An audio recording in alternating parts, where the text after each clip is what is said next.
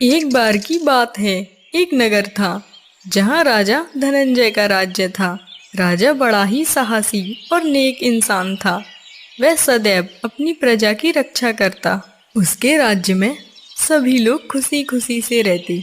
परंतु एक दिन उसके प्रजा पर एक बड़ी मुसीबत आ गई।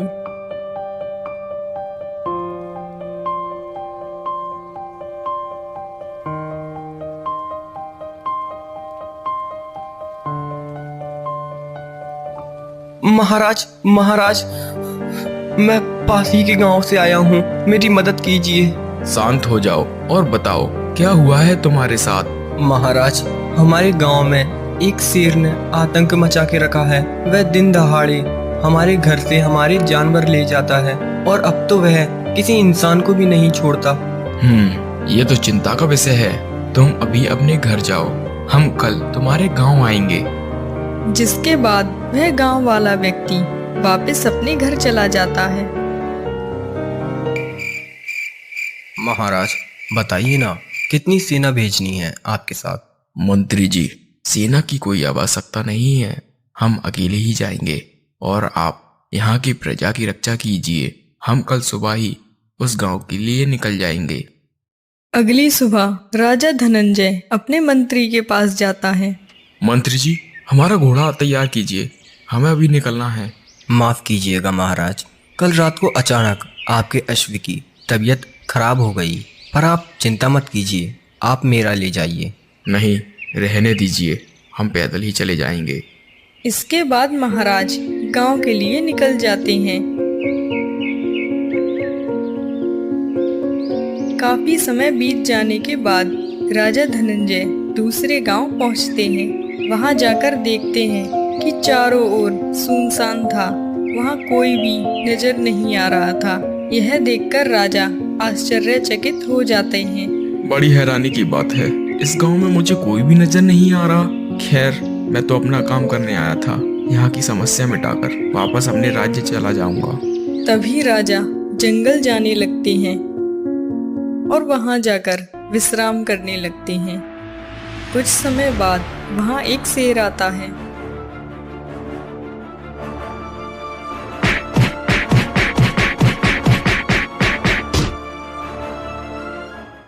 चलो, यहाँ का समाधान तो हो गया। अब शाम भी होने वाली है और प्यास भी लगी है। एक काम करता हूँ, यहाँ के गांव से पानी पीकर अपने गांव के लिए रात होने से पहले निकलता हूँ। तभी वह एक घर के पास जाते हैं। अरे महाराज, आपने तो हमारी झोपड़ी में आकर हमारे भाग्य खोल दिए। बताइए, हम आपकी क्या सेवा कर सकते हैं? हमें बड़ी जोरों की प्यास लगी है, जाइए आप हमें पानी पिला दीजिए।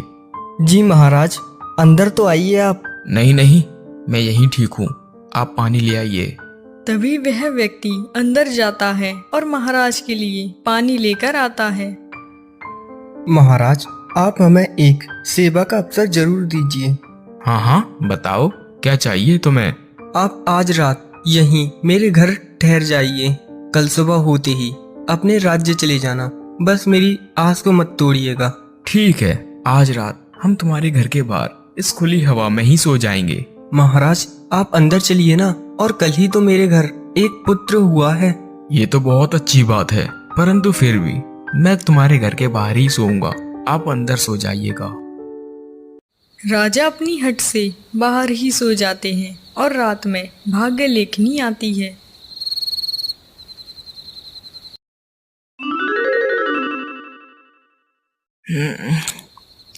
पता नहीं मुझे ऐसा क्यों लग रहा है जैसे कोई अंदर गया हो।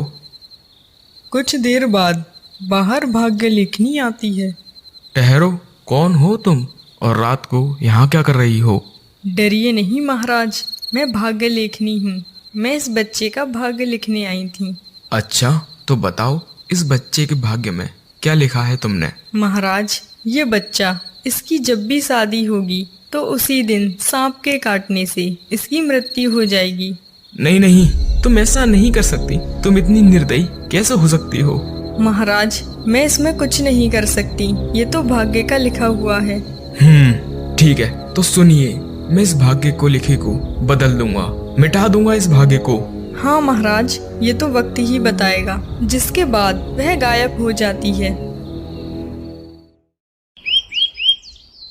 सुनिए, जब आपके पुत्र का विवाह हो तब तुम हमें अवश्य बुलाइएगा। जी महाराज, मैं आपको कैसे भूल सकता हूँ। जिसके बाद राजा अपने राज्य में लौट जाते हैं और अपना कार्यभार संभालने लगते हैं। भानु अपने माता पिता के साथ खुशी खुशी रहता था। उसके माता पिता भानु की मृत्यु से अनजान थे। वह अपने पुत्र को बड़ा ही प्रेम करते थे।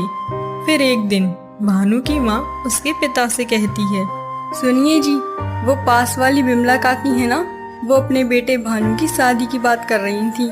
उन्हें अपना बेटा भानु बहुत पसंद आया। आप बोलो तो उनसे शादी की बात चलाएं। वैसे भी मुझ पे अब घर का काम नहीं होता। अगर घर में बहू आ जाएगी तो घर में रौनक हो जाएगी। हाँ तो सीधा बोलो ना कि तुम सास बनकर अपनी बहू पर हुक्म चलाना चाहती हो। अरे नहीं नहीं, बहू तो आपकी होगी, मेरी तो बिटिया होगी। ठीक है, पर हम एक बार भानु से भी तो पूछ लें। तभी भानु बाहर से आता है। भानु बेटा, तुम्हारे लिए एक लड़की देखी है। तुम बोलो तो तुम्हारी शादी की बात चलाएं। अरे माँ, ये मैं नहीं जानता, ये आप ही देख लीजिए। बेटा, एक बार लड़की को तो देख ले। माँ, जो आपको पसंद है वही मेरी पसंद है। देखिए ना, हमारा बेटा कितना संस्कारी है। भगवान इसे बुरी नजर से बचाएं। कुछ दिन बाद भानु और माया की शादी पक्की हो जाती है और एक दिन शादी वाला दिन आता है। अरे सुनो, मैं महाराज को तो निमंत्रण देना ही भूल गया। मैं अभी ही जाता हूँ।